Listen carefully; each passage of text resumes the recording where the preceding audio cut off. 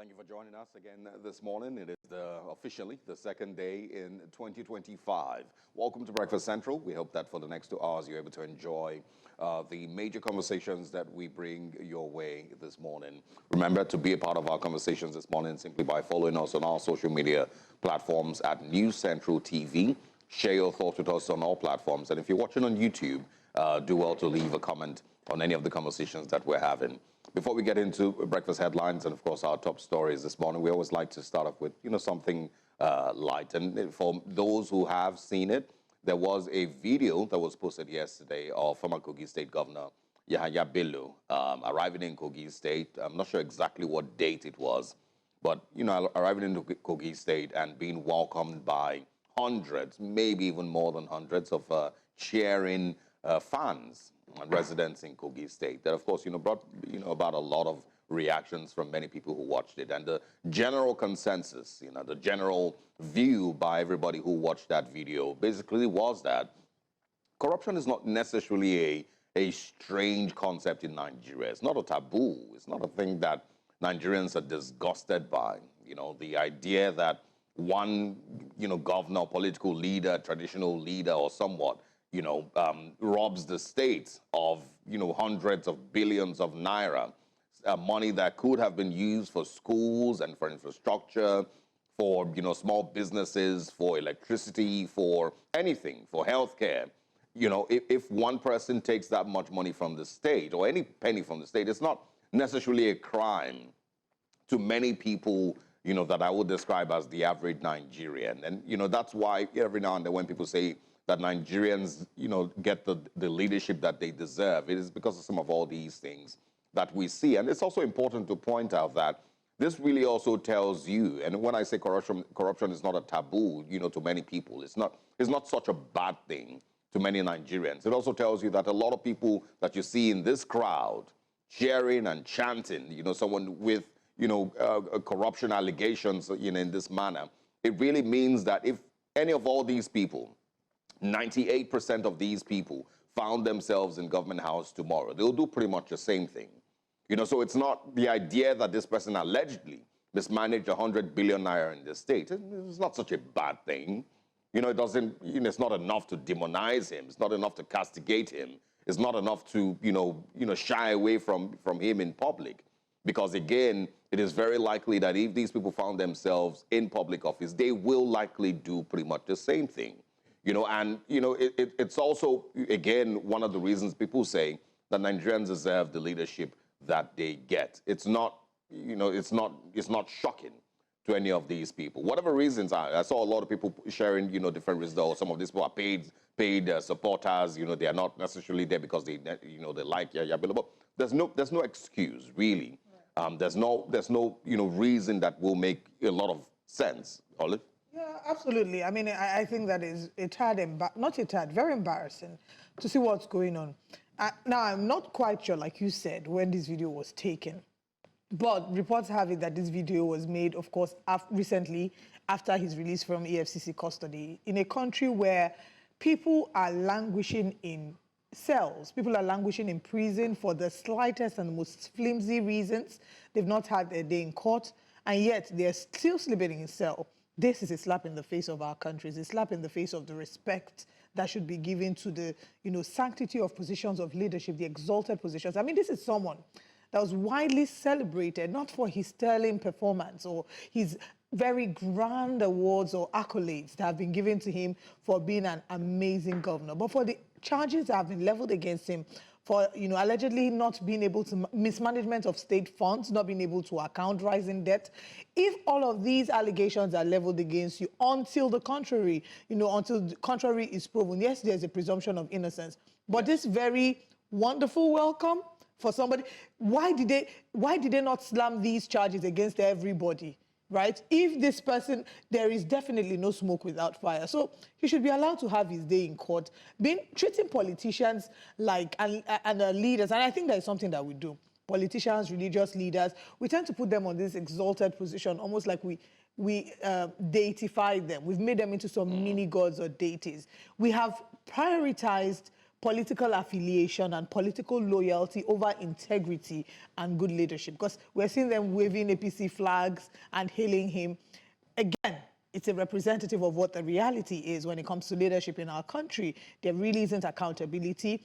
What the norm should be is you don't even want to be embroiled in such a situation, regardless of the presumption of innocence that the Constitution provides. You don't want to find yourself in such situations because you know that it is, like, you know, they will say in the streets, it's a stain on your whites.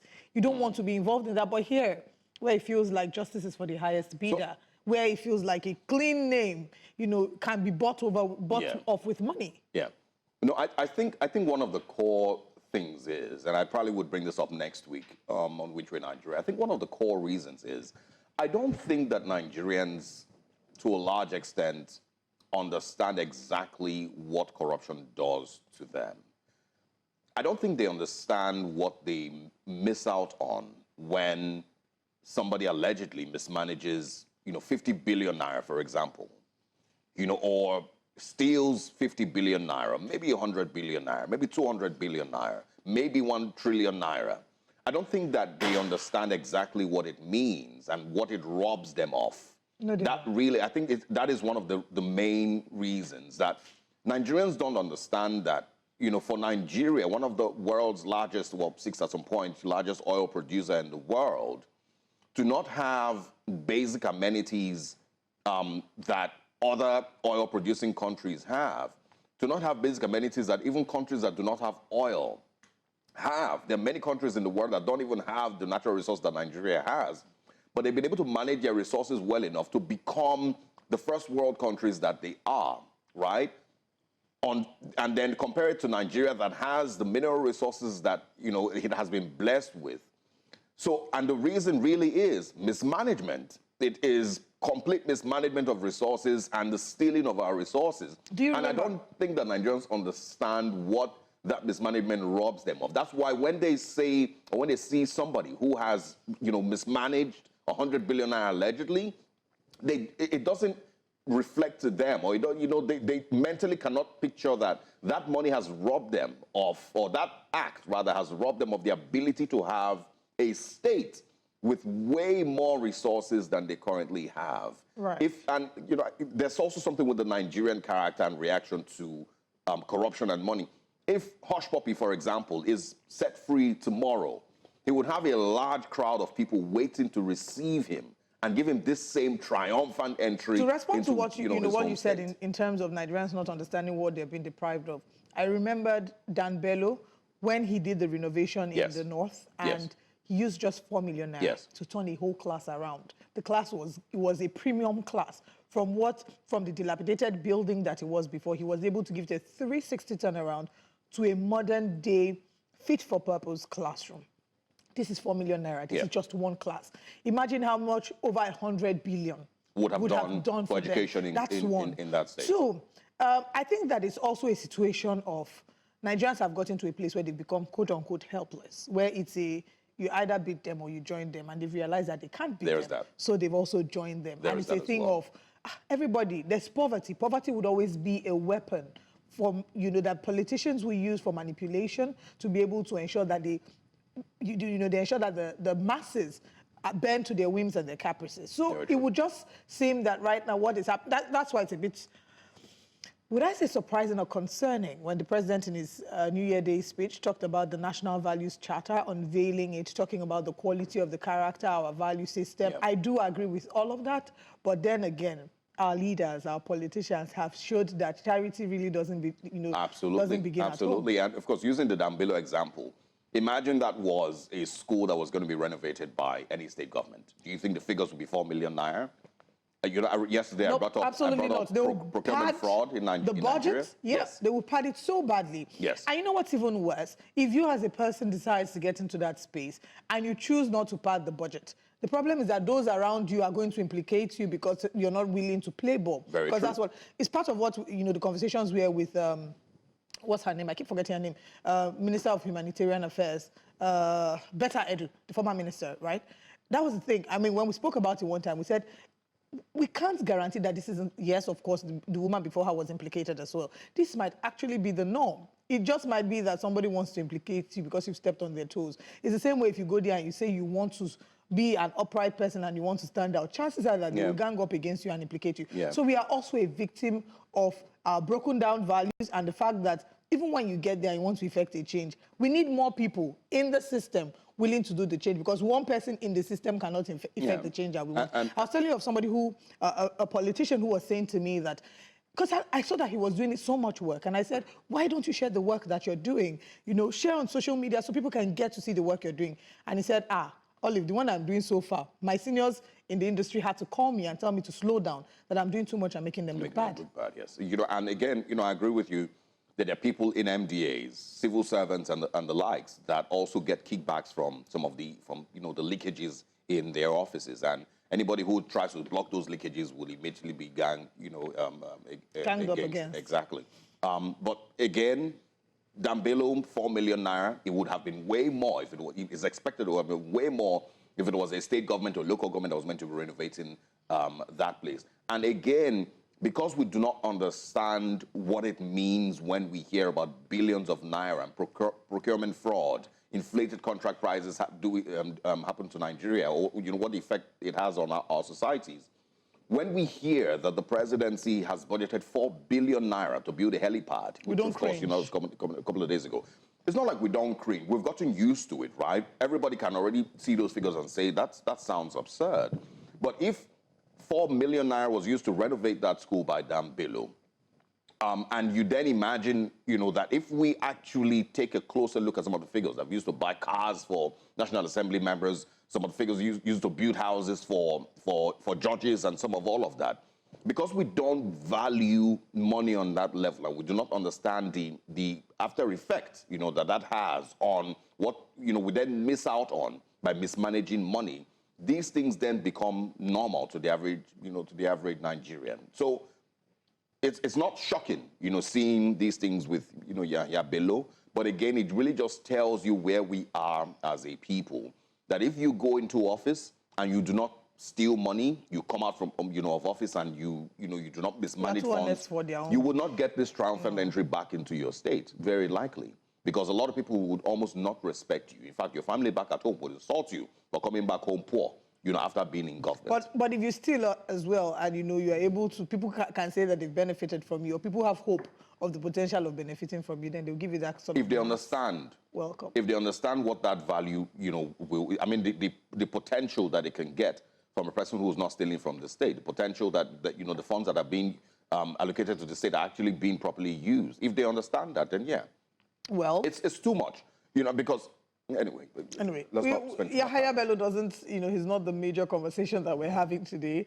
We'll bring you other conversations, but again, I think the summary of it all is we need to demand better leadership standards from, you know, those at the helm of affairs, from our politicians. We need to demand stronger levels of accountability and not celebrate corruption. Corruption is meant to be shamed and not applauded. Let's share with you the top stories this morning on Breakfast Central. This morning, NLC demands reversal of tax bill and wage review, and we'll look into that shortly and what this means. And we also have reactions trail President Tinubu's New Year statement. His speech has been analyzed and broken down, and we intend to do that as well here on Breakfast Central. Federal government invites Nigerian leaders for talks as tension mounts. And we, of course, will be bringing you Nigerians' set agenda for leaders as we enter into 2025. What are the expectations? Newspaper front pages will be brought your way as well. Analysts join us and the phone lines will be open. All these and more on Breakfast Central. We begin breakfast headlines in Lagos, where President Bola Tinubu on Wednesday emphasized the critical role of state governors in driving Nigeria's development and prosperity, saying their leadership at the subnational level is central to achieving food security, economic prosperity, and rapid national growth. During a New Year homage by Vice President Kashim Shettima and members of the Nigerian Governors Forum at his Ikoyi residence, the president expressed his gratitude for their support and collaboration while highlighting key areas requiring joint effort for the nation's progress. President Bola Tinubu has reassured Nigerians of the government's determination to boost food production, curb inflation, and strengthen the economy in 2025. In his New Year message to the nation, Tinubu outlined key economic achievements from 2024, including lower fuel prices, rising foreign reserves, and a stronger Naira. He described these as positive indications that would continue to drive progress into the new year. The president also noted the Nigerian stock market experienced record growth, creating trillions of Naira in wealth. He attributed the surge in foreign investments to renewed confidence in the nation's economy.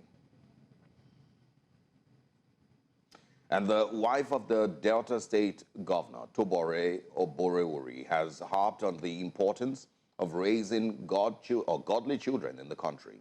New Central correspondent Austin Azu reports that the governor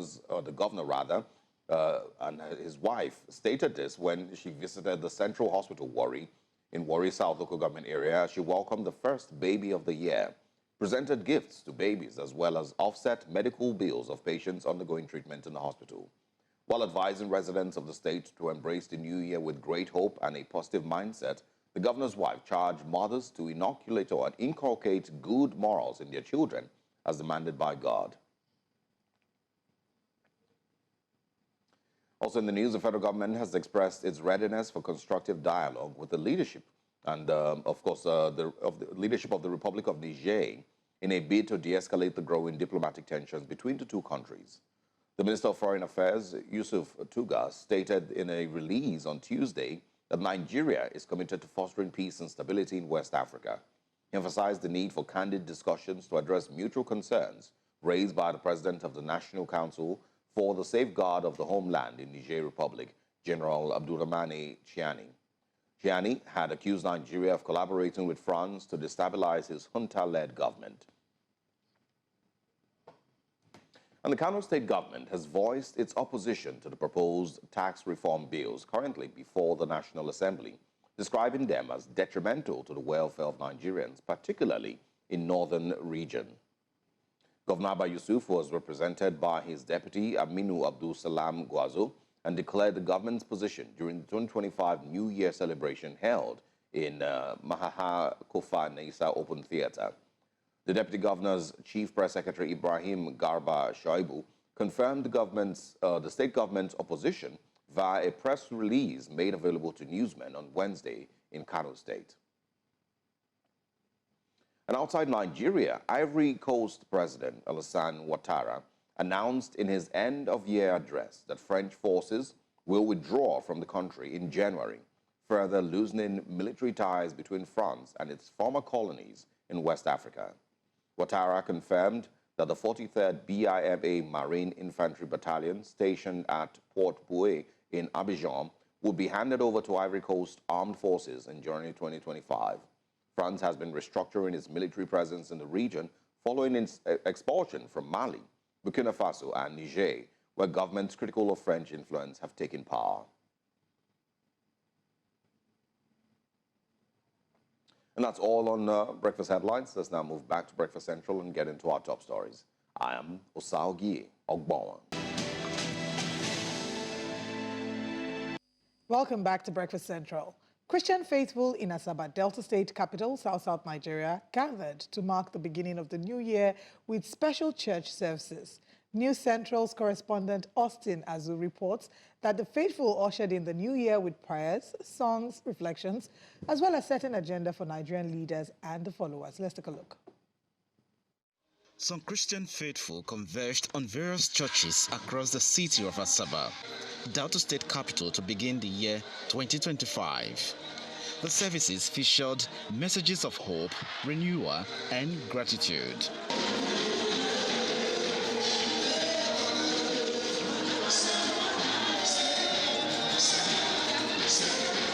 The clergymen in their various sermons called for the unity of Nigerians, love and commitment towards rebuilding the country. They urged Nigerians leaders to turn a new leaf and initiate policies and programs that would advance the living standard of Nigerians. As a father, as a mother, as a parent, wherever you are, let this love radiate. That is what is missing in our country, Nigeria. That's why this hardship is so hilarious. so precarious. If the love of Christ should be allowed to radiate in every Christian, in every leader, then Nigeria will be a better place. Whereby our leaders are living a life of personal aggrandizement, greed, wickedness, egocentric attitude. Me, I myself alone. They don't want to share what God has given to Nigerians, for Nigerians to benefit. And if they continue this way, one day we'll get up, we will not have a place to call our own. Our desire that our nation, Nigeria, will do better in the year 2025. And we plead to our leaders, our political leaders, and leaders at all levels to open their minds, make the change and the improvement of this nation a manifesto that must come to pass in our nation. Some parishioners called on Nigerian leaders to prioritize the needs of the people above selfish interest. Government should try and make 2025 better than 2024. Nigerians suffered so much in 2024, and I think the government should have a listening ear and know that the people are suffering. My expectation, God has been very merciful to my family and myself, and I believe that He who brought us to this day will see us through this year in good health, in prosperity, and in everything. As the year 2025 begins, the Christian faithful looked forward to a brighter future, guided by their faith and values. Reporting from Asaba for News Central, I'm Austin Azu.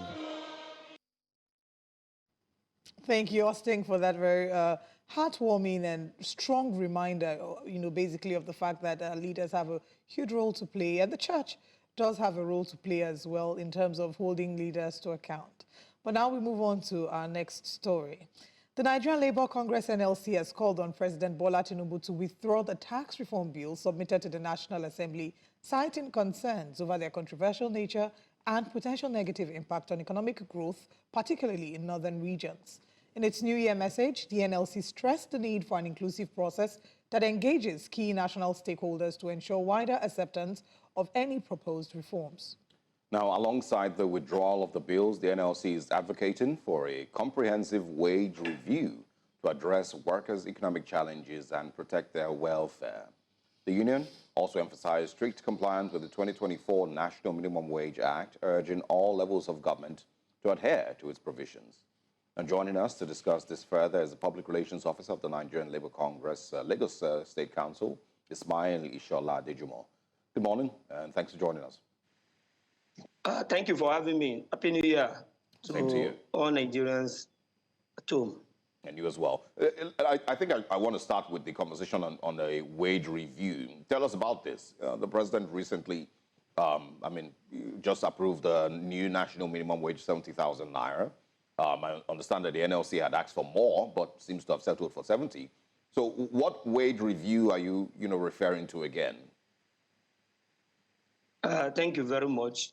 On the issue of the wage review, you know quite all right that before the agreement was signed for 70,000 minimum wage, the labor movement were considering the inflationary rates in the country, the high cost of living, and it has a lot of effects on the living standard of Nigerians and the workers.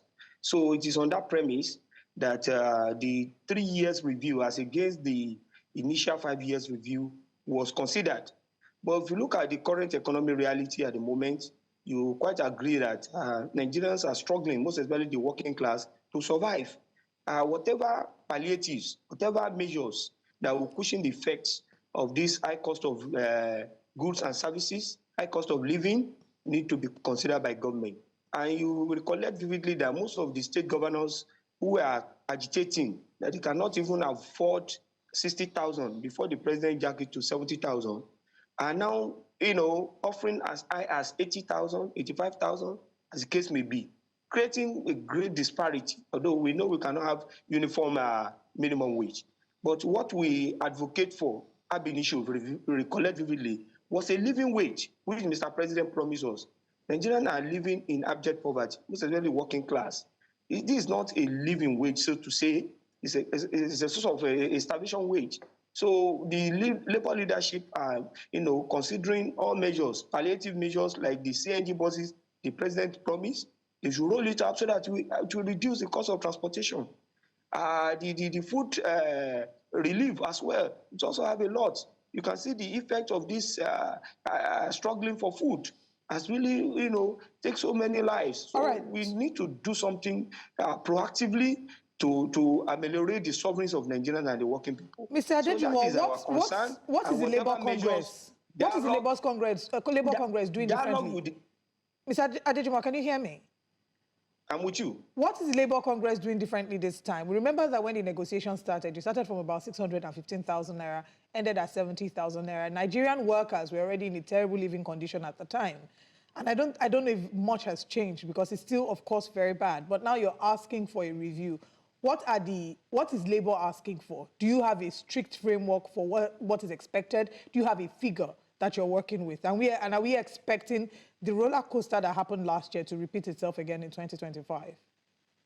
Thank you very much. The Minimum Wage Act, as of 2024, signed by Mr. President, is a matter of law. And as at this moment, it can never be reviewed because the agreement was premised on 3 years. So we are looking towards 2027. But what we are saying is this: policies of government have effects on the life of citizens, and the working people are not in isolation. So we are the receiving end. It is only the working people that will receive a stagnant wage once it is benchmarked. Other workers in the private sectors, employers, labor, all of them will increase their services in line with the economic reality. Inflation, as is moving,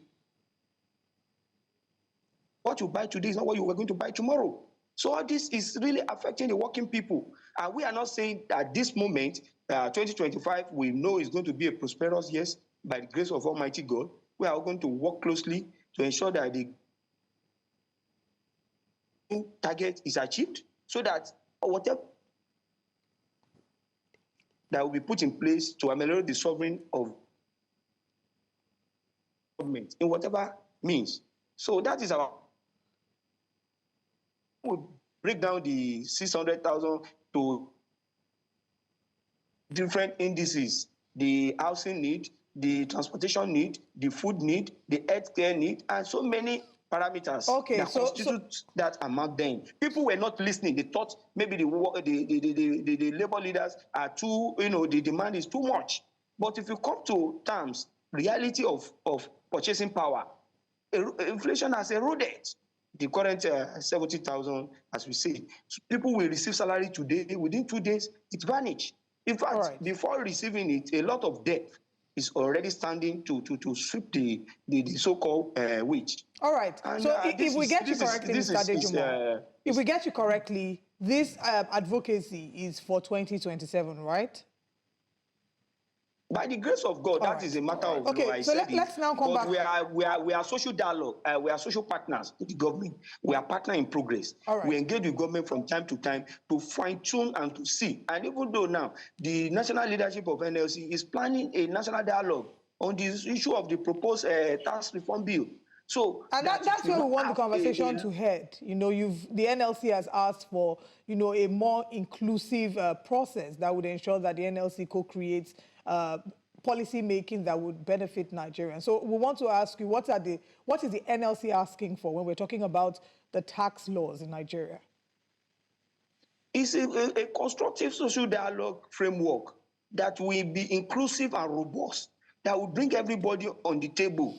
All the indices, the framework of implementing the tax target needs to have a buy-in of all the critical stakeholders in the regions, in the social framework. Everybody must be involved. So I guess the question I was trying to ask you is, when you say inclusive, what does that picture look like? Who are you referring to, and what will the process look like? All the social partners. We are talking of the labor movement. We are a critical social partner with the government. We are partner in progress. We need to be part and parcel of these policies from the formulation to the implementation stage, so that we'll be able to canvass the merits to our members, so that they can buy in. And And also the other, so is other the complaint in the country, is the NLC's complaint like really? block. Hold on, Mr. Adejomo. Is the NLC's complaint, you know, and of course the request that the tax reform bill be withdrawn, is that because you don't feel like you've been carried along? Is that simply what the issue is? Exactly. Okay, so does the NLC have issues with the tax reform bill itself? Yes, inclusivity. Yes, that is the position of the national, the leadership of the labor movement, that we have to be part and parcel, so that the implementation framework will be seamless. We'll be able to canvass it, to cascade the policy down in a manner that everybody will buy into it. And we know it's a good move that will drive the economy progressively, but it has to be, you know, a kind of inclusive approach to it. Everybody must buy into it. So inclusive means inclusive, because I need to understand exactly. If you're asking that the bill be withdrawn, you know, that is, you know, there has to be legitimate reasons why. So when you say inclusive, are you saying around it? Yeah, are you simply requesting? Can you hold on? Yes. Are you simply requesting that the Nigerian government calls the NLC into its, you know, meetings while they discuss these tax reforms and, of course, the bills? Is that simply what your request is? Or do you have issues with the tax reform bill itself? You know, before any bill is passed in National Assembly, there will always be public hearing. There will be a lot of processes of inclusivity. That's what we are saying. It has to be robust, that we carry all the leadership along, and all the tendencies. The northern bloc that are against this policy, they need to be educated about it. They need to understand the long run positive effect of it in the economy, to drive the economy. If these are not put in place and the policy is to be implemented, just like the issue of subsidy when we were canvassing then, that it has to be in phases. It's not going to be a goat policy.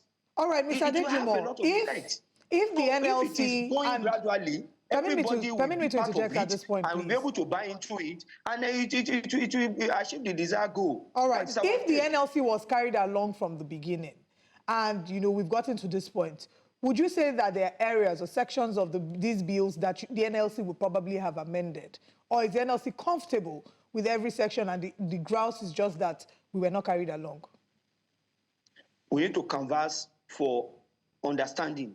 We need to get the buy-in of all critical stakeholders. Does the NLC understand? We are aware of the tax reform bill, the content in details. We know you are okay with some segment of the country which we also represent are not too comfortable about it. We have to be sensitive about the plight of Nigerians. But I guess what I'm asking is what the NLC's position is an action. What's the NLC's position? I guess that's what we are asking. What is the NLC's position? Is the NLC comfortable with the content of these bills? The position of NLC is in the public domain. It's with you. You have seen in our press. No, you're here. It's why we're asking. You're the representative here. That is still the position. That's our position. Which is? This should call for a dialogue. There should be a robust dialogue around it, so that everybody will have a buy-in to it. All the section of the country that are against it, they must have understanding of the benefit of the policy. That is just it.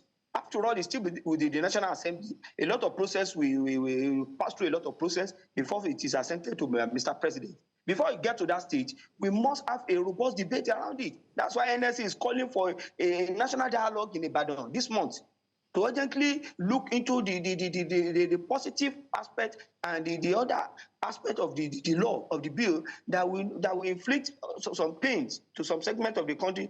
That's why they are advocating against it. We have to let everybody have an understanding before we put a policy in place. That is why we have the National Assembly, to engage everybody robustly, not a kind of quick overnight passage of bill. That's what we are guarding against. Okay.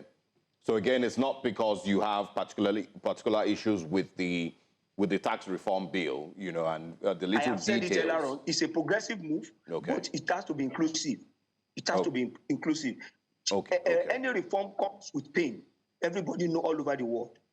A positive progressive reform comes with some pains. And those pains have to be, you know, there must be a measure, you know, to ameliorate, cushion the effect of that pain, so that it will not deteriorate and cause a disaffection within the country.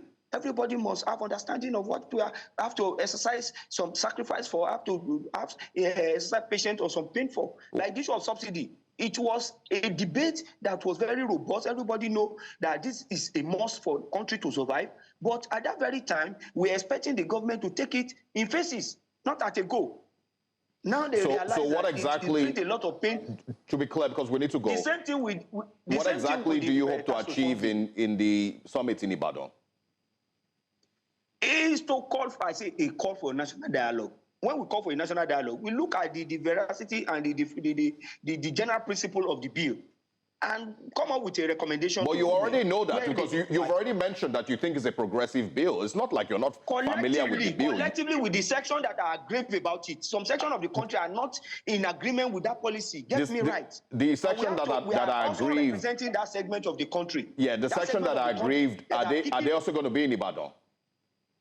Everybody, this is a national dialogue now. We said something a national dialogue. You are still asking, that is it. That's why it's called a national dialogue. All tendencies of the segment of the NLC leadership must be there, both the southern and the northern bloc. Everybody will sit down. We look at it together. Okay. Come up with a holistic recommendation. So what happens? That will be put before. So what happens if after the national dialogue in Ibadan, everyone isn't able to reach a consensus? What are the next steps? It's a going concern. We move. That's why we say the freedom come by struggle. We continue and continue to push.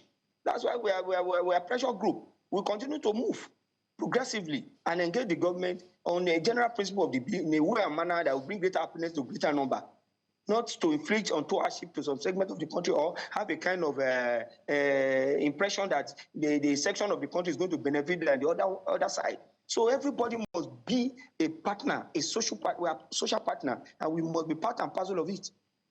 All right. Forward.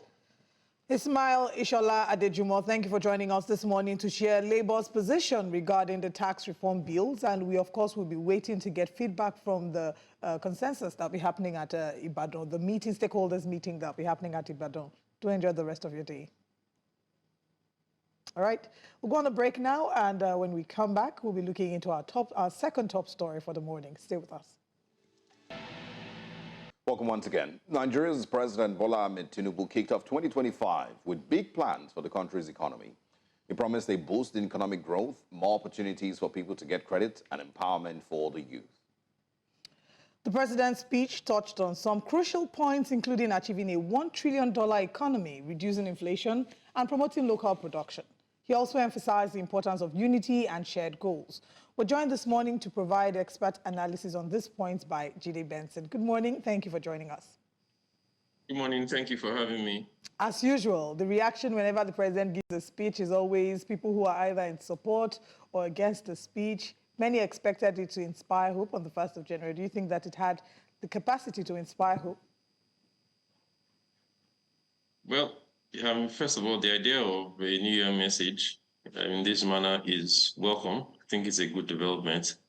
And if you've looked at it, it is quite chronological. The first thing he did was to wish Nigerians well, pray, and to inspire hope in those that do not have hope, and to renew the hope of those who have hope in the government and the policies of his government. So in some form, I would say it's a good development. Whether we all agree with it or not is a different thing. Like you said, you will always have those for and those against it. Yeah. All right, let's take a closer look at some of the things that he spoke about, and how realistic some of them are. We're going to get to the 15% inflation in a bit, but before that, the president spoke about economic indicators pointing to a positive and encouraging outlook for our nation in 2025. He spoke about fuel prices gradually decreasing, increased foreign exchange surpluses in 3 consecutive quarters. Foreign reserves have also risen, and the Naira has strengthened against the US dollar, bringing greater stability, according to Mr. President. What are your thoughts on these, assertions by Mr. President? Okay, so in the last 3 quarters, we've been lucky. I think that this time in the life of the last administration, Nigeria had gone into recession.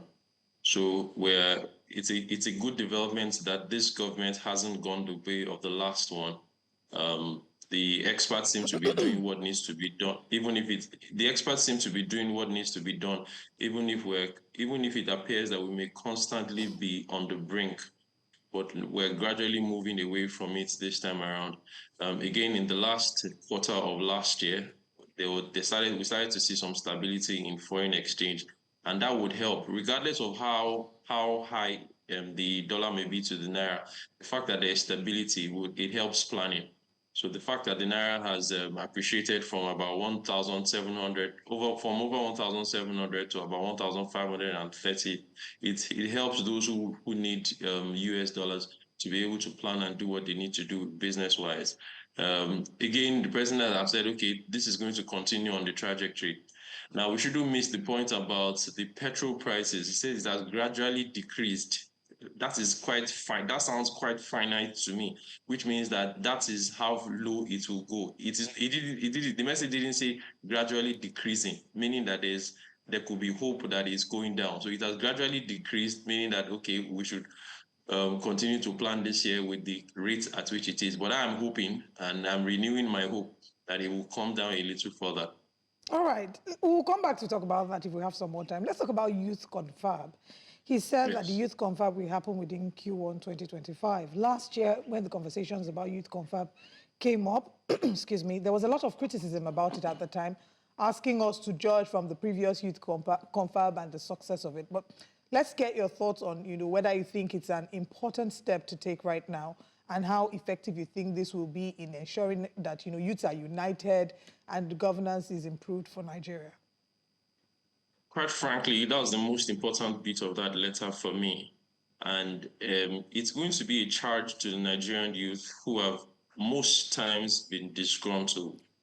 Now there's going to be an opportunity for Nigerian youth to own the space, own topical issues.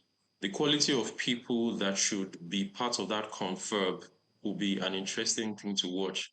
The quality of conversations that will happen will determine how serious leadership, political leadership, and other forms of leadership take the Nigerian youth.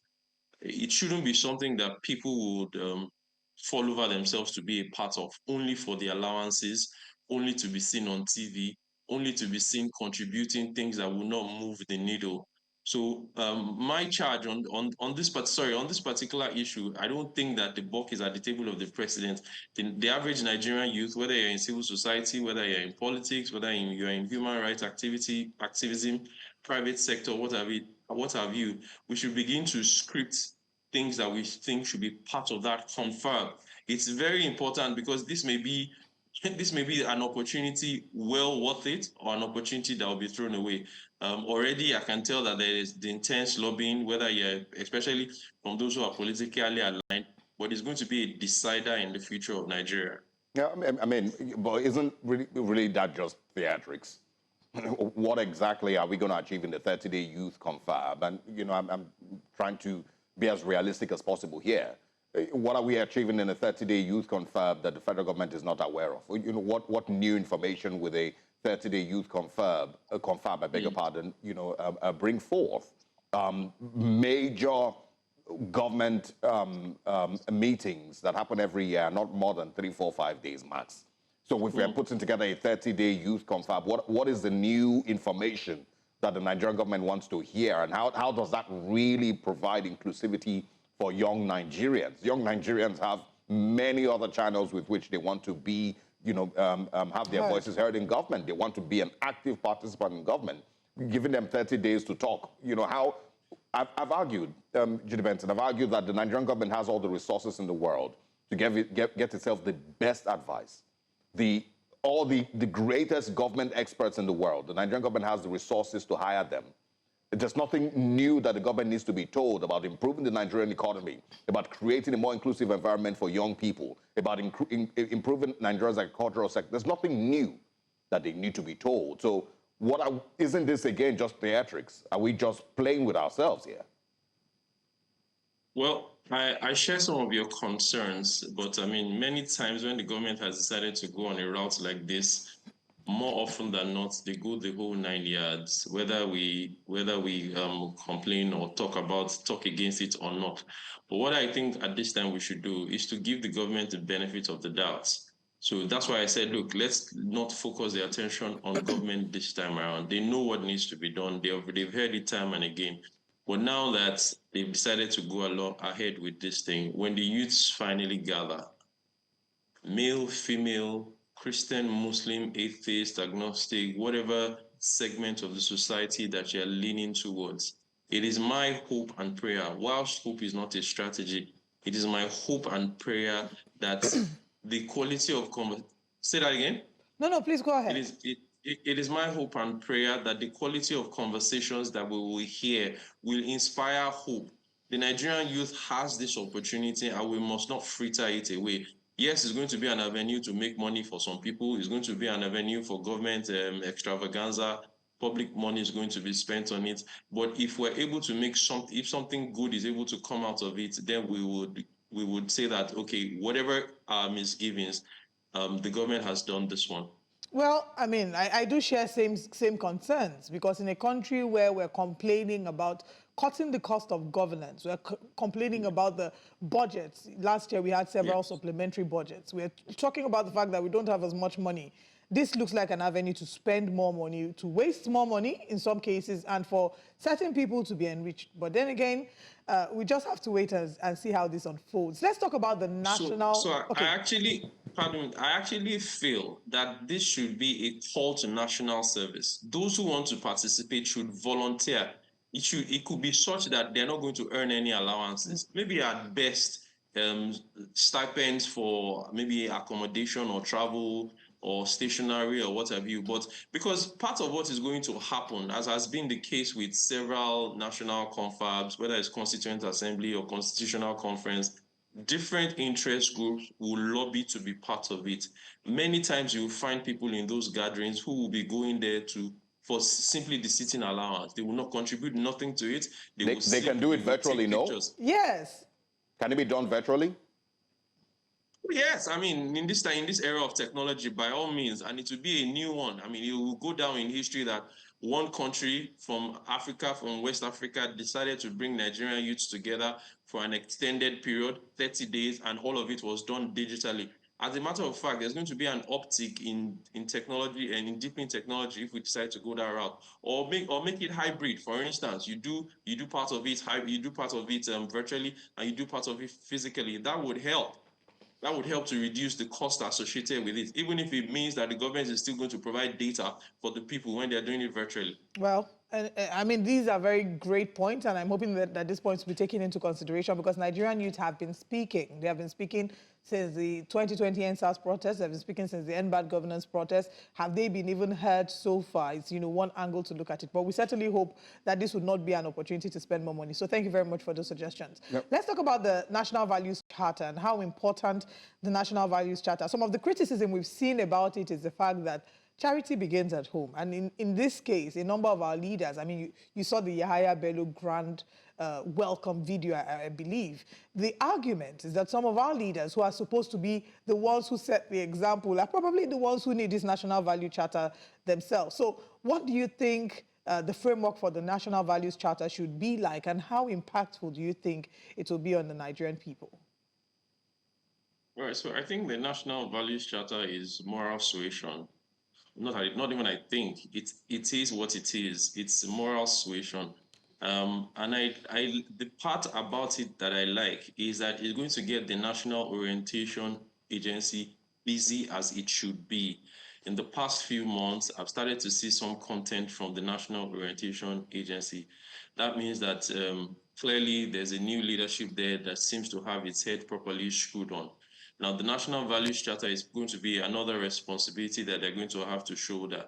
And beyond whatever sloganeering happens, whatever campaign is done, what the people see leadership doing is what is going to become the charter. If you're saying whether we're good people, great nation, or Heart of Africa project, or whatever it is that we must imbibe as a people, obey traffic lights, don't trash out things, respect elders, exercise decorum on social media and what have you, What we eventually see those in political office doing is what is going to be the charter. Once upon a time, we had something called Servicom. Once upon a time, we had something called Not in Our Character. Those were good slogans, but when the rubber hits the road, oftentimes there's a disconnect.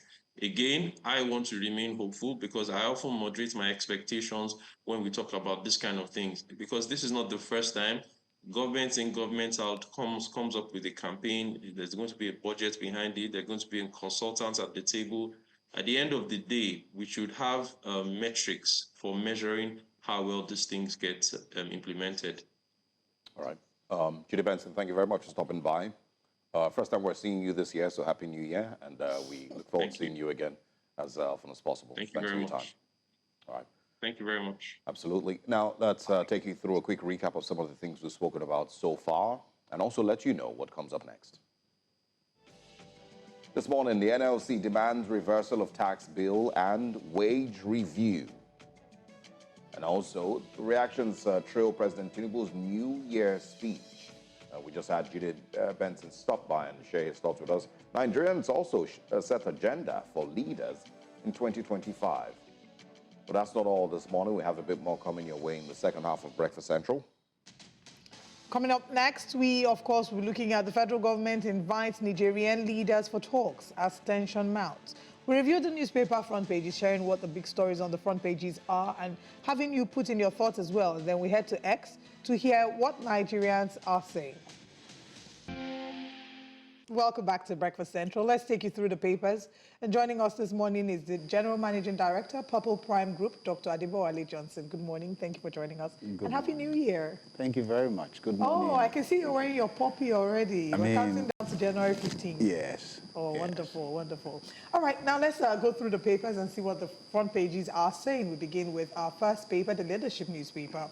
On the front page of the Leadership newspaper, we see here, New Year, governors renew commitment to good governance, roll out plans, promise better deal. You hold the power to drive economic growth, says President Tinubu. Kano rejects tax reform bills. Anthony Joshua eyes Tyson Fury clash in 2025. Oh, are we going there again? Okay. Remi Tinubu unveils first baby of the year. Bauchi governor's stepmother dies at 120. Tariff hikes, competition, others may define ICT sector in 2025. We can't defeat terrorism without citizen support, Ribadu says. Wike outlines FCT achievements, 2025 plans. And finally, fake video, Mahdi Shehu remanded in prison. Huh? All right, that's all on the Leadership newspaper. Let's go to this Nigeria. On this Nigeria this morning, we have here local government autonomy. We have the punch on screen. Okay, let's start with the punch then. NNPCL may cut crude supply to Dangote plant.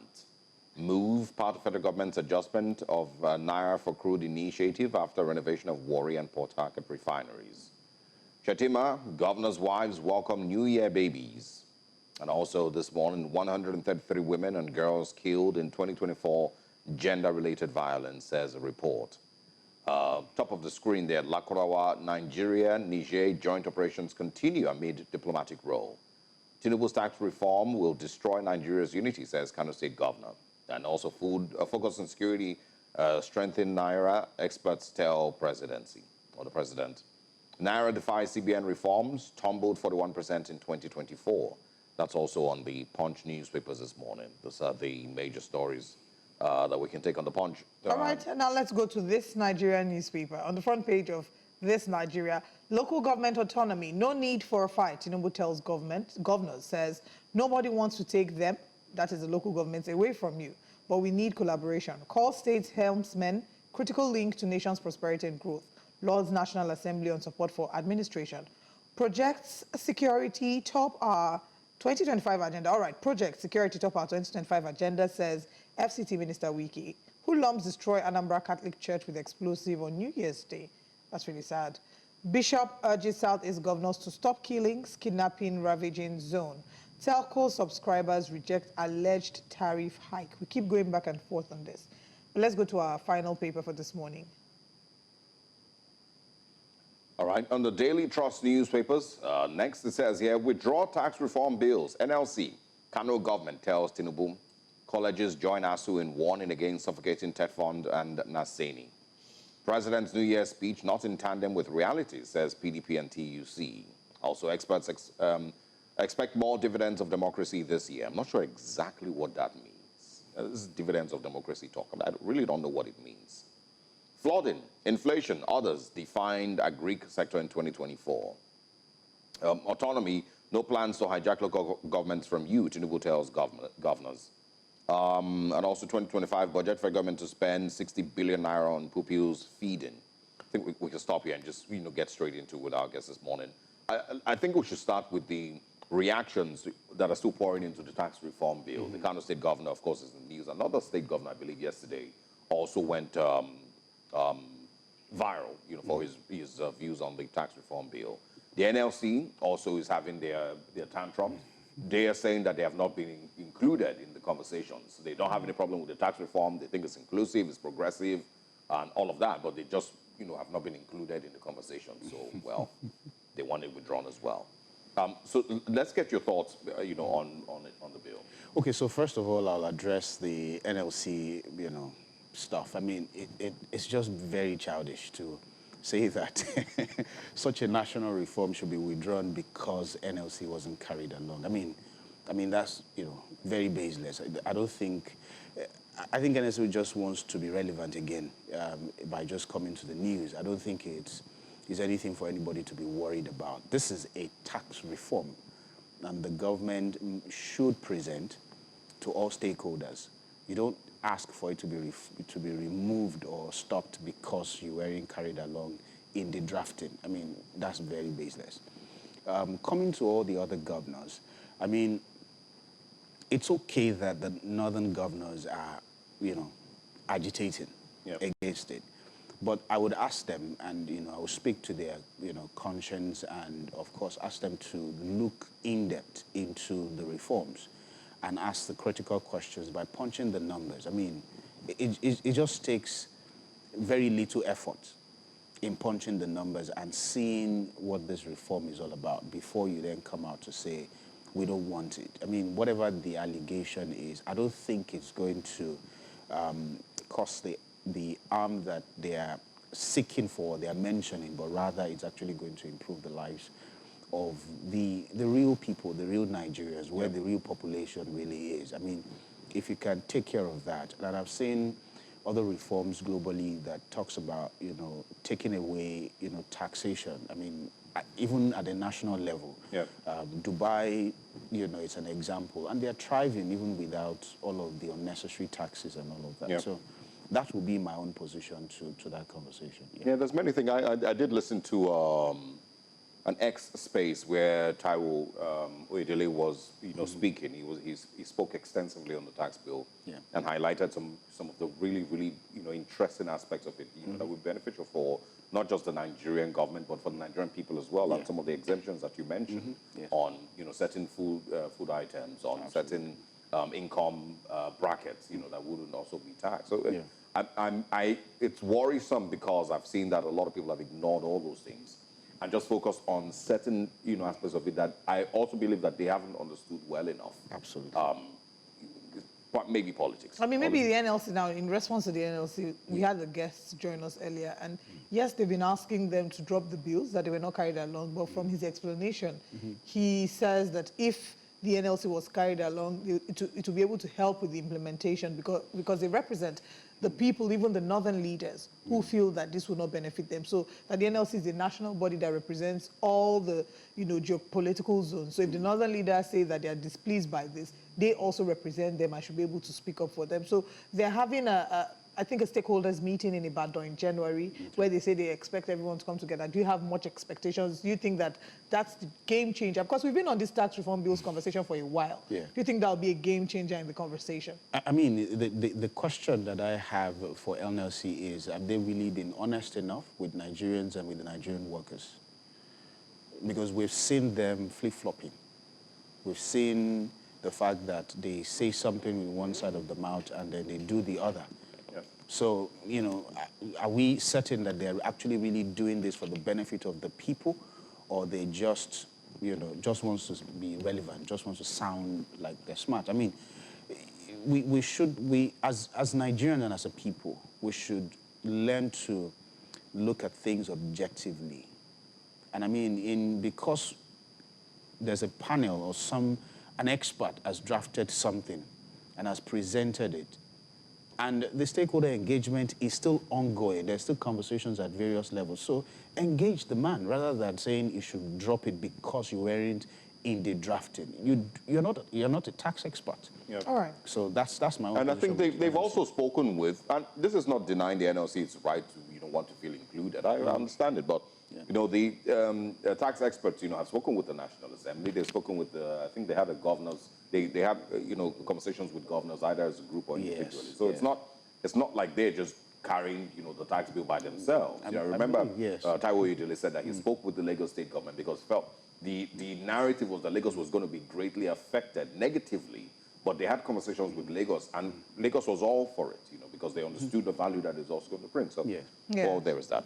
All right, let's move on now to the president's New Year's speech. Okay. Different reactions. Yeah. He highlighted the struggles and the progresses we've made. He talked about National Youth Confirm, National Values Charter, National Credit Guarantee Company, which, we don't know how that will play out. I'd hope that our guests will speak to that. The guest we had, Jide Benson, had said that the most important one for him was the National Youth Confab, which should be unveiled or rolled out in Q1 2025. Yeah. But let's get your thoughts on the speech. I think the question I wanted to ask Jide Benson, which unfortunately we didn't have time to ask, I'm glad you're here, is are there areas or specific things you think the president should have spoken to that he didn't speak to? For example, there are people who criticized the fact that the president didn't speak to the number of people that were slaughtered, on New Year's, and just saying that people lost their lives, and, if these people, unfortunately, these were not being represented in the speech. They argued that the speech was recorded and that it didn't show empathy, it wasn't filmed in real time. So are there areas or things that you think the president should have spoken about that were not included in that speech? So on that conversation, I would say that, yes, it's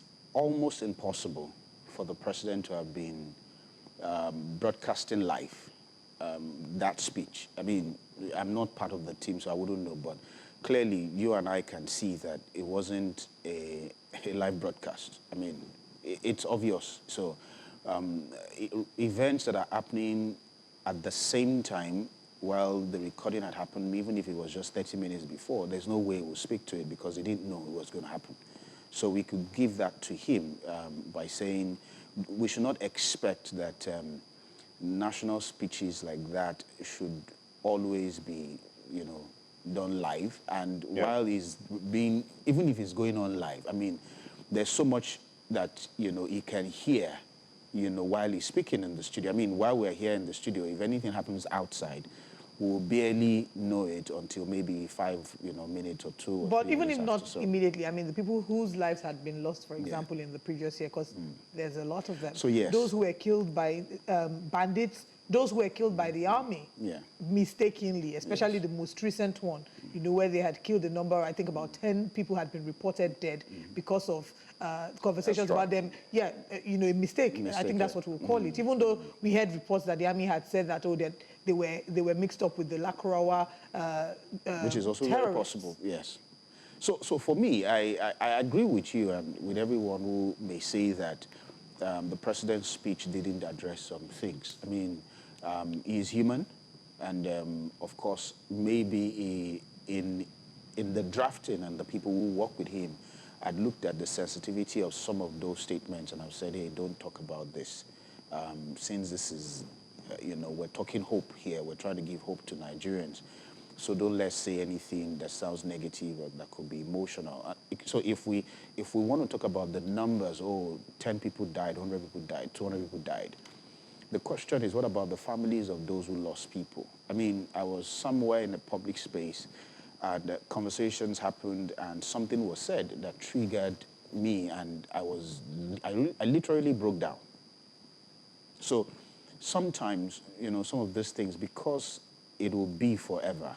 So there's that, and I'm not a PR expert, so there's that bit of some people will be able to watch it and say, hey, the president said something that was, quite emotional. Some other people will take it wrongly, and it may just be something that will be kept, for them for the future. So I would say that, yes, there's a possibility that some things were missed out, around things like that, but I think the president may have just decided to focus on giving hope and saying things that are more positive in his, Yeah, I mean, Mr. President has handlers, so they decide, a reasonable percentage of, what Absolutely. he says in his Yeah. speeches. There's script writers, there's speech writers, and all of that.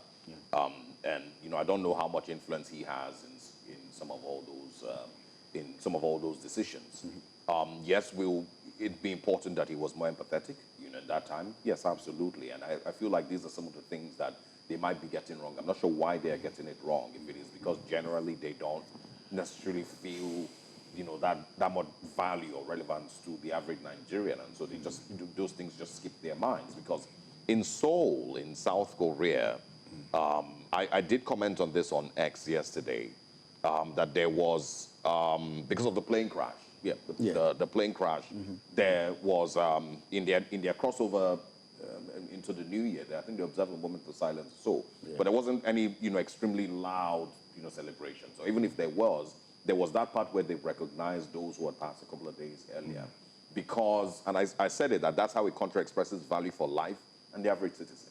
You don't miss out on those things. So if Mr. President and and the script writers, the handlers decided it wasn't important, there's many questions to ask there. Yeah, same thing happened in Senegal when there was a bus. I think there was a bus crash that led to deaths. Senegal declared day of mourning. I would say that I didn't understand why some state had celebrations.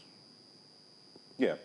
I mean, yes. Clearly, I mean, with the way Nigeria is and with, the sufferings of people, I didn't see the need for the elaborate celebrations and the countdown and monies that were spent. I mean, clearly, Lagos hosted all the big artists. I mean, are you saying that all of those guys came on pro bono? Well, Burna Boy did say that it was pro bono because, when people were reacting to him coming out of the stage, he put post on the story saying that it was a free show. So maybe they did that to just find a way to inspire hope in the hearts of people, because it's really been a sad season. That would be nice for the artists to do that on pro bono. I mean, all of them.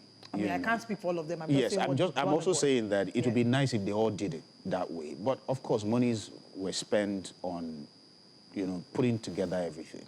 I mean, that volume of money, I'm sure it's not 10 million naira, it's not 100 million naira that we'll talk about in renting equipment and the logistics and all of that. So I would have thought that such kind of, funding, such kind of, huge capital could have been put into things that are more impactful for Nigerians rather than the entire celebration and all of that. Okay. Yeah, all right. Let's also talk about other things this morning. On the Punch, it says Lakrawa, Nigeria, Niger, joint operations continue amid diplomatic role. So let's talk about the diplomatic role. Niger, of course, has its accusations. Nigerian government initially was saying, well, you need to prove it. There's no military base here by the French government, this and that. We have no, agreements with the French government and somewhat. So, but what are your thoughts with the way that it is handled and with the accusations as well? The matter of security is quite a sensitive one. And I am always very careful to speak about it, on public platforms, and not just only on TV, but even if we meet in public space, I wouldn't talk about security in public because of the sensitivity. I mean, there's a lot of allegations flying up and down. The most important thing is that time will tell who is telling the truth. I mean, if Nigeria is actually telling the truth, or it is the Niger government that is actually, speaking the truth to us. So we would know in a matter of days who is actually truthful about the matter. I mean, the nations wouldn't necessarily continue to fight themselves. I know that most of the people we call Nigerians are actually also Nigerians. I mean, the northern Nigeria is a single sort of mass of land, whether you call it Katsina, Zamfara, and all those regions. They're as good as you're from Niger, because they have families. I mean, it's the same families that spread across the borderline. And if you also look at Africa, Africa is one single line that, the colonial masters have come to create boundaries for us and broke us, into different tribes and regions and stuff like that. So I think the first thing we need to look at when it comes to security of Africa is to look inwards. And African leaders must talk to themselves the truth and speak the truth to themselves and not come to the public, place putting allegations forward. And if anybody hears anything, I mean, we would continue to have the puppet masters pull the strings if we're not careful, Right. you know. So that's why I said that it's a sensitive conversation that I don't like to... There will need to be some level of self-sufficiency before they're able to then come together and talk to themselves and, you know, they, at least become more united. As long as they're still very dependent on the West and Europe and many other places in the world, it's difficult.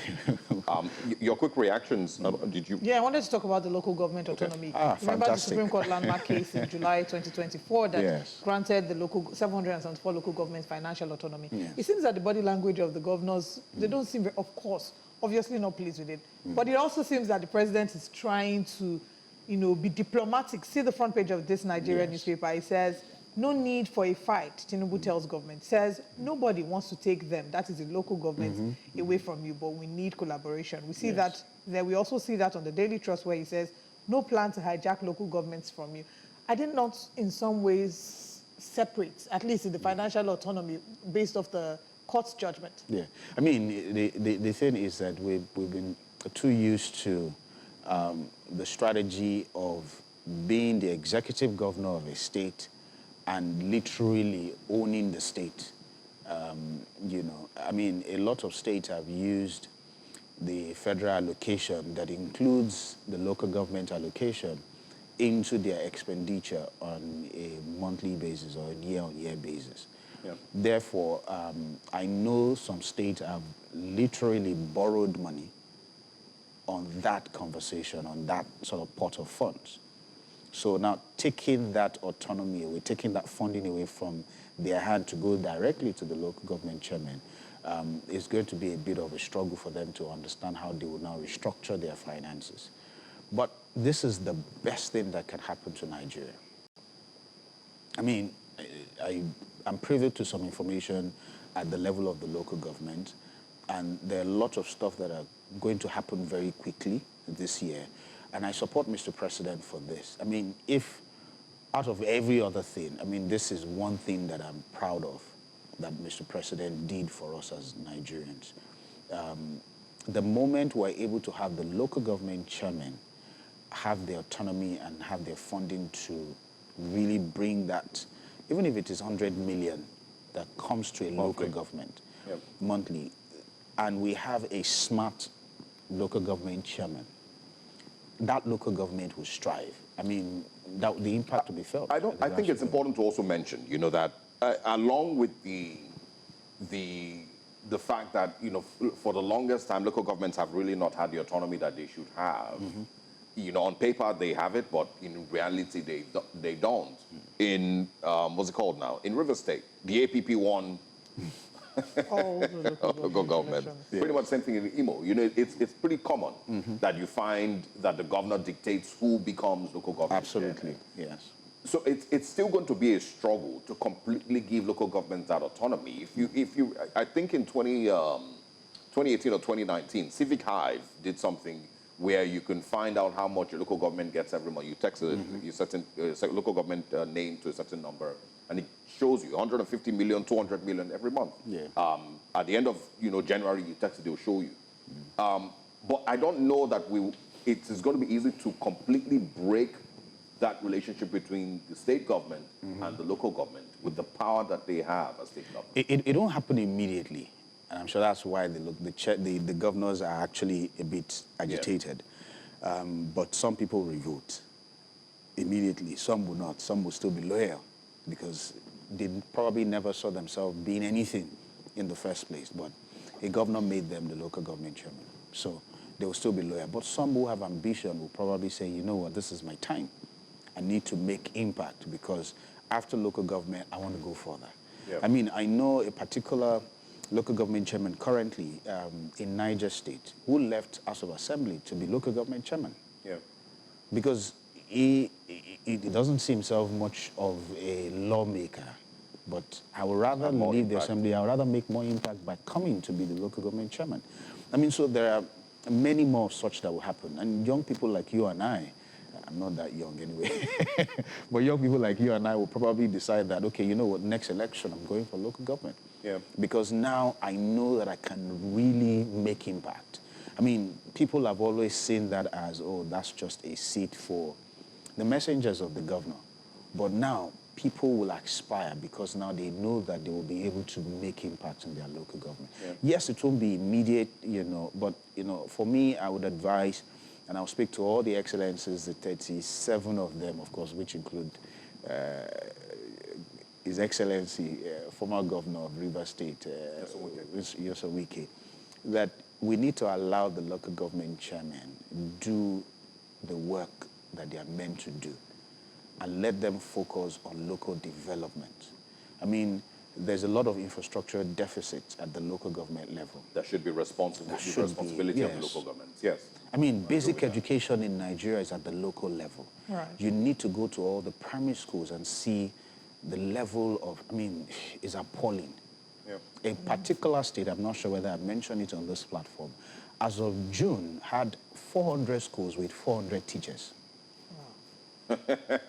Of course, you know what that means now. Yes. 400 schools with 400 teachers. So one teacher to one school. To a school. That's appalling. That's an entire state. Right. So you can imagine what is going on, across the country, basic education, and they will keep saying that our children are not passing WAEC, they're not, when the foundation is really bad, because the local government chairman who is supposed to handle that basic education, of course, through Superb and other entities, don't have the capacity to, because it's still the state governor, and the state governor has so much more than he can handle, on a day-to-day basis. So. Yeah.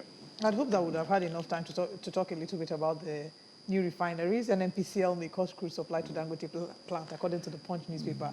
Warri has joined the League of Working Refineries. But I thought we hear the new one would almost be completed. We're looking on to Kaduna. So, if you can, in 30 seconds, just share your quick thoughts. It's good. It's a step in the right direction. We just need to continue to support. I know that some days ago, last year, a whole year ago, as we said at the beginning of the show, that the last time we saw was a whole year ago.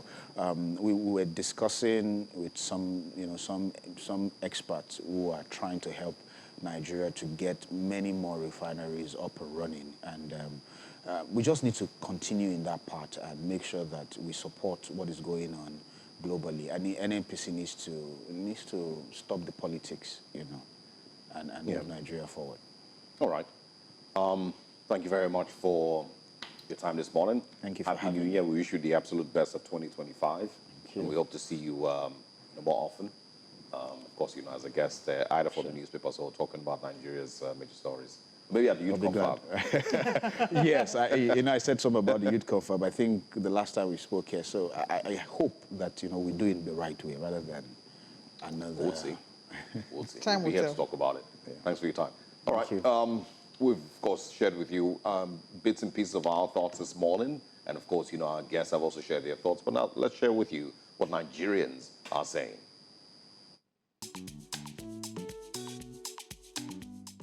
President Bola Tinubu opened his New Year address with optimism, wishing everyone a prosperous New Year. And let's be honest, after 2024, we all could use some prosperity.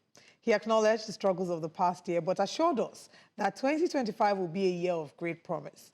He highlighted certain key economic improvements, such as fuel prices having come down, foreign reserves are up, and the Naira has strengthened against the dollar.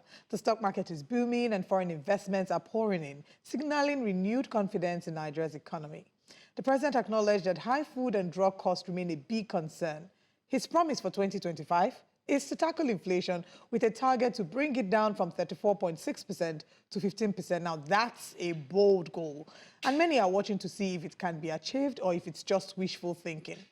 Another big announcement is the creation of the National Credit Guarantee Company, aimed at expanding access to credit, especially for women, youth, and underserved groups. Now, this initiative is designed to boost economic growth and help businesses thrive. On the area of national unity, he urged Nigerians to set aside political, ethnic, and religious divisions and focus on building a shared future. He also revealed plans for a national values charter and a youth confab in the first quarter of 2025 to promote patriotism and ethical values across the country. The president also celebrated state governors who are embracing clean energy solutions like CNG and electric vehicles as part of Nigeria's energy transition. It's clear that there's a lot of work happening at all levels. Now, whilst many are in support of this speech, there are others who criticize it. What Nigerians are saying, of course, x-rays their thoughts. Now, let's warn you that there's cautious optimism, of course, as many appreciate the focus on economic stability, youth inclusion, and unity, and others have criticized the speech, saying it is full of empty promises. But not my words. Let's hear what Nigerians are saying. Our first tweet is from Jefta Ogbeka, who, of course, says, "You called 935 Naira per litre reduced fuel price? Have pity on us and on our travels, Mr. President. Everything is difficult here. Forget about the indicators and the not-so-true inflation ratings." The next tweet says, "We are fully committed to improving the lives of Nigerians and promises to reduce inflation from 34.6% to 15% in 2025. Quote, close. In New Year's speech. Sure, because 2024 was just the warm-up round, right? Hashtag New Year, same promises. Frederick Omondiale says, "I'm happy and delighted to say that I see progress. For the very first time in a long time in Nigeria, I see a government deliberate and strategic in its policies and implementation. If food inflation is brought to 15% as planned, then yes, we're well and truly on our way to better." Chimene Nda tweets as well and says, "Your Excellency, official BAT, each time you say our sacrifice will not be in vain, and we ask, what are you and your boys sacrificing for this nation? Going through the 2025 budget, there is nothing to show that your government is sacrificing anything. Please, the burden is much," he says.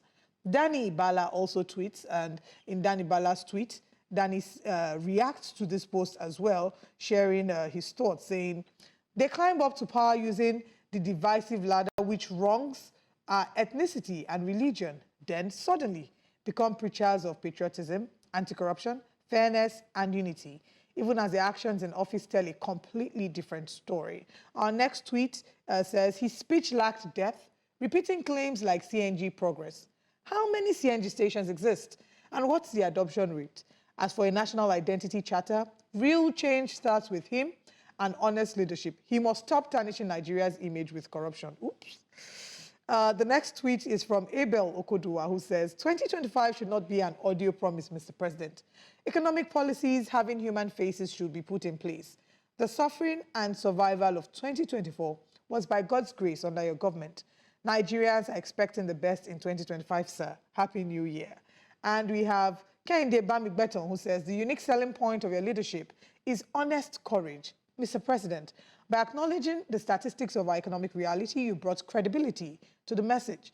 You built the positive projections on sound logic and progressive interventions. Kudos." Our final tweet is from Promise Udofia, who says, "The policy of this government will favor me and my family this year and beyond. In Jesus' name, amen." Well, that's a wrap for today. These are what Nigerians are saying regarding the president's speech, the New Year address that he's given. Share your thoughts with us as well on social media at News Central TV. But from all of us, we say Happy New Year, and let's keep pushing towards that brighter future with hope.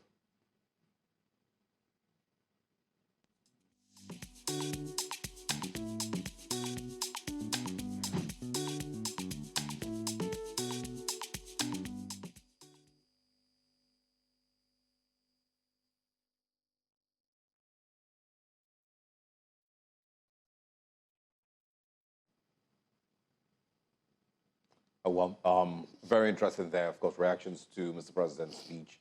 Even if I have, my thoughts, on this thing. I feel like it can almost never be perfect. Right. So former U.S. President Barack Obama was described as an orator. He had his way of being able to express his message in the most profound way that carried on, generally, Americans generally, and then the rest of the world. A lot of people always admired the way that he gave his speeches. It was one of his strengths. And if you also have followed through, you could also see that Michelle Obama, also, learned some things from her husband. If you remember during Kamala Harris's campaign, when Michelle did give a speech. But it may not be one of the strengths of Nigerian presidents generally. Some of them have been, fair enough. I don't think that there's any really speech that they would have given that everybody would have collectively agreed with. Yeah, that's the point that I'm making. That it's never going to be perfect, and these people aren't necessarily orators like Obama that I'm speaking about. But I agree with the part that I feel like, and like I said to our guests earlier, that there are certain aspects that should not be ignored when making that kind of speech. And it shows some level of empathy. It shows that you truly understand what people are dealing with. It shows that you truly are a part of what exactly is going on in Nigeria. There are speeches that you see that you can tell that this is written by a scriptwriter. Of course, they are all written by scriptwriters, but there are some of them that are just very, very obvious. That it shows a seeming that disconnect. come from the heart. Then there's the ones that come from your heart, no doubt. And when people say, "Oh, do these things live," it's because they want to hear it from you. They want to see that you truly are communicating how you feel as a leader to the people. But to mention that not all of them are, like you mentioned, not all of them are orators. Not everybody can. I agree. And so that's the slack that I'm cutting for Mr. President. That's not necessarily his strongest point. He once in a while tries to use parables that everybody laughs at for the next couple of days. And then it now becomes an issue, for example, the Rolls-Royce analogy, So sometimes it's just better to stick to script. However, I think that it's important. The reason our guests came in wearing the poppy, which signifies, of course, recognizing the Armed Forces Remembrance Day, which will happen on the 15th of January. They will lay wreath in honor of these people who have lost their lives. Every Nigerian life, we need to get to the point where there's a sanctity that it surrounds the life of a Nigerian. And if that life is lost, if it's one person, it's not treated as just one person, it's treated as a Nigerian life was lost. And we've lost a number of people. So I think for the speech writers, for every speech that they have to write for Mr. President that is addressing Nigerians, because insecurity has been a thorn in our flesh for years now, I think it's always important to acknowledge the lives that have been lost. To say that, the president is not happy with this, the president empathizes with those who are grieving. Let people criticize, but at least you've shown some level of empathy to say that I feel your pain, I understand. We are doing everything within our power to ensure that insecurity becomes a thing of the past and that we definitely feel your pain. It's important the way it is communicated. So there is the part where it's important that those things are added to the script, but there's also the importance in the way that it is delivered and the way that it is communicated, which, again, these things will never be perfect. Right. If we now look at what has been delivered as his New Year's speech, I mean, even the things that were there have been criticized as well by Nigerians. People have called out, the youth confab, the credit the reduction scheme, in fuel the price. reduction, exactly. Naira, when you met it as 185 Naira. Expecting that inflation will drop to 15%. Many people have also said that that's not necessarily realistic. So it still sounds, again, like campaign speeches. They sound like, we're just being hopeful. Exactly. It's not necessarily real. And I personally, I've also said, I don't know that the youth confab necessarily will bring a lot of value to Nigeria. It feels like it's just another avenue to waste resources. Again. There's many other ways. For a country that should be practicing some level of austerity measures, there are certain things that we should not be seen and heard, to be doing.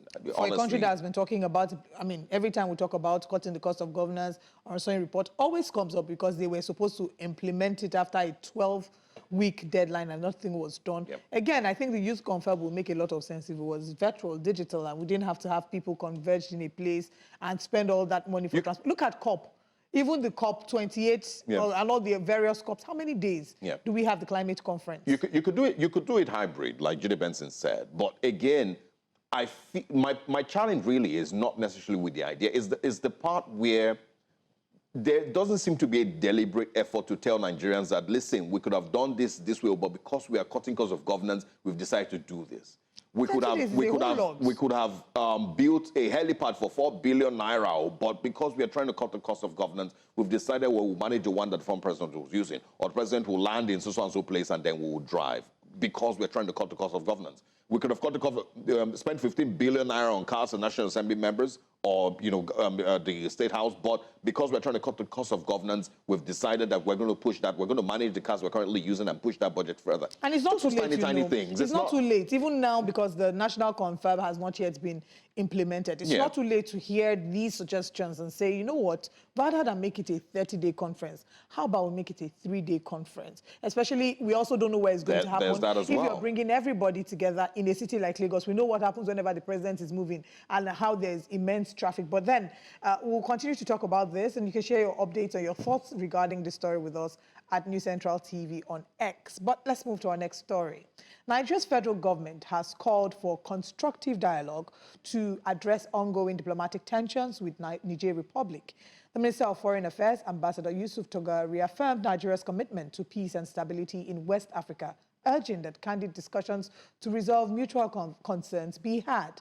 The diplomatic engagement follows accusations by Niger's President General Abdurrahman Tiani, alleging Nigerian collusion with France to destabilize his government, a claim that Nigeria has strongly denied.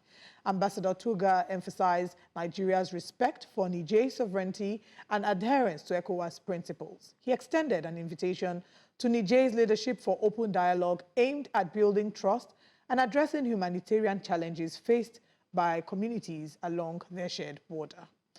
Well, of course, we'll continue to follow up with the stories regarding Nigeria and Niger. Really, it feels like it's one big family. We have Nigerians in Nigeria and Nigerians in Niger. And what we do not want is a diplomatic rule that will then maybe endanger the Nigerians in Niger or the Nigerians in Nigeria. We already have the tension. Of course, it's not unexpected when Nigeria started to, quote-unquote, fraternize with France. We expected that countries that were moving away from the influence of France, or the parts that would typically be referred to as Francophone Africa, we expected that they would frown upon Nigerians' association with France, especially because Nigeria's president is the chairman of ECOWAS, and these countries have broken away from ECOWAS. So I don't think I was particularly surprised to see the uproar, but I do hope that it is something that is doused and doesn't spiral out of control for the benefit of future potential diplomatic relations and also the welfare of citizens, because we're very intermixed, Nigerians. We do not want to endanger the lives and of citizens in this in the both countries. So we'll continue to follow up. I agree, and these things should not be treated with arrogance. Yes. Say, who is Niger? It's a small country. They need us more than we need them. That's not the way you handle these things, because like you said, there's some codependency with both countries and some foreign nation, because I mentioned earlier that self-sufficiency is very important for African countries. Some other foreign country in the West should not now cause a crisis between two neighboring countries here in Africa, because those who are causing the crisis are going to be all the way in the West. They feel none of the effects of what we will be dealing with here. Absolutely. So there should not be any level of arrogance with dealing with it. Nigerians are our brothers and sisters on the other side. We, of course, have a strong, beautiful, long-lasting relationship with that country that we shouldn't jeopardize. If the junta in Niger, is also overreacting, there's ways that these things can be sorted and resolved amicably. I totally agree with that. Anyway, all right. We need to go. Second day of January, we'll be back again. We hope that your New Year resolutions to work out more have not ended on day one, and that the dreams are not yet empty. And you're pushing hard with your personal dreams and desires for the year. Whilst we here will continue to hold our leaders accountable for the promises they've made for 2025. We'll see you again tomorrow. I am Olive Emodi. And I am Osaogie Ogbawa. Peace,